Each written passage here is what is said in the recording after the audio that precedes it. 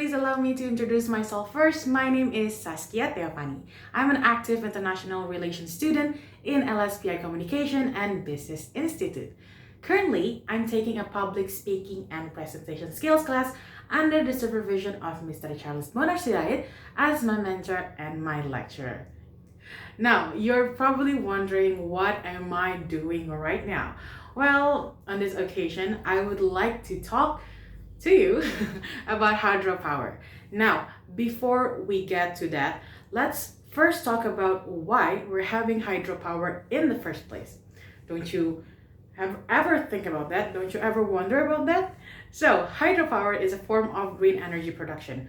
Renewable energy or green energy sources such as wind, hydroelectric power, solar, and geothermal energy are generally far more sustainable and, of course, environmental friendly than the fossil fuel sources. Now, let's move on to the next question, or let's just change the questions really quickly. Why do we have to use renewable energy? Why not keep using the fossil fuel? I mean, we're using it right now. Why don't we just keep using it? Well, it's to answer that, it's pretty easy to understand because it has been one of our main global issues these days. Do you have any guess? Yes, it's global warming. Global warming is driven by human-induced emission of greenhouse gases and also resulting in large-scale shifts in weather patterns everywhere in this world. Isn't that crazy? Now, the largest driver of the warming is the emission of greenhouse gases, of which more than 90% are carbon dioxide or CO2 and methane. And I hope that answered the question, because there's actually a reason why we have to use the renewable energy right now and why we have to use them right now and we start to abandon the fossil fuel sources. Now let's get to our main topics, hydropower. Hydropower, or known as the water power, is the use of falling or fast running water to produce electricity or power machines. This is achieved by converting the kinetic energy of water into electrical or mechanical energy. That's quite hard to understand, is it? Well, because the source of the hydroelectric power is water, most likely the hydroelectric power plants are usually located or near water sources. The volume of the water flow and the changes in elevation or maybe fall and often revert to as a head. So from one point to another, the amount of available energy in moving water. In general, the greater water flow and the higher the head, the more electricity and a hydropower plant can produce. Isn't that pretty simple? So the higher and the more water it can get, it's gonna make a lot more energy. Now, hydroelectric power can function properly if it has a following components, including: one, there's a reservoir or a dam that function as a storage that can store the energy sources, namely, of course, water, because it's hydro. Now, the dam is also useful so that the water can level increase so that the water flow is stronger in turning the turbine. That's actually what I just said, that the more water we have, that's a lot more energy that we can actually produce.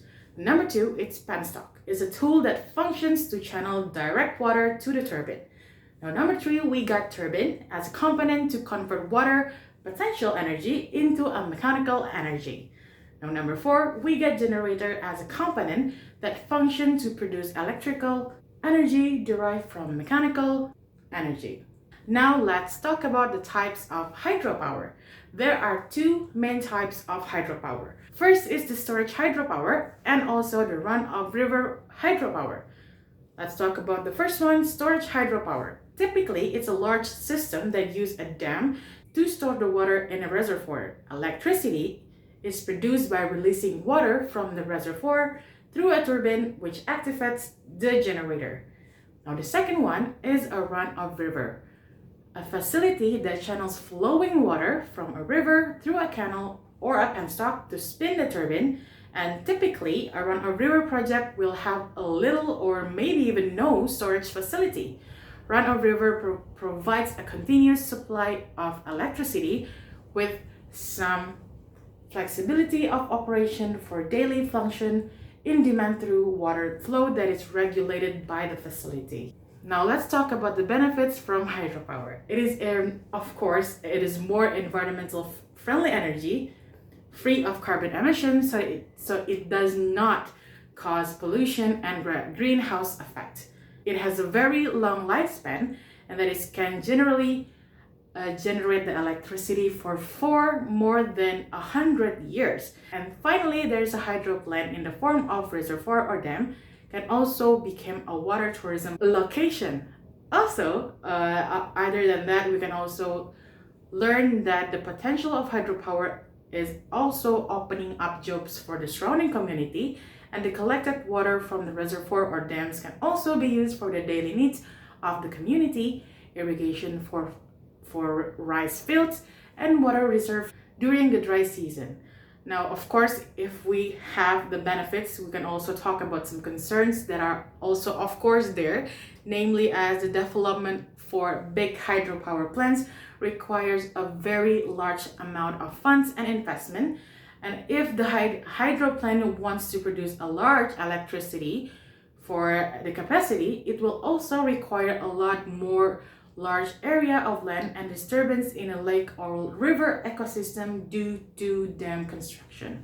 Now, in conclusion, I've talked about the hydropower, I've talked about the main types of hydropower, also the components that can actually help the hydropower to function properly. And the third one, I have also talked about the benefit if we have the hydropower. And last but not least, of course, I've already talked about the concerns that are also there if we talk about some hydropower. That was all the information that I would have to convey on this occasion. I really do hope that it can actually be useful for all of us that I've talked about the hydropower. And of course, I would like to apologize previously if there's some mistakes in delivering in some information and also some choice of words. I really apologize for that. Also, I want to thank you for your attention, and don't forget to always to take care of your health and stick to the health protocols. Bye! See you later!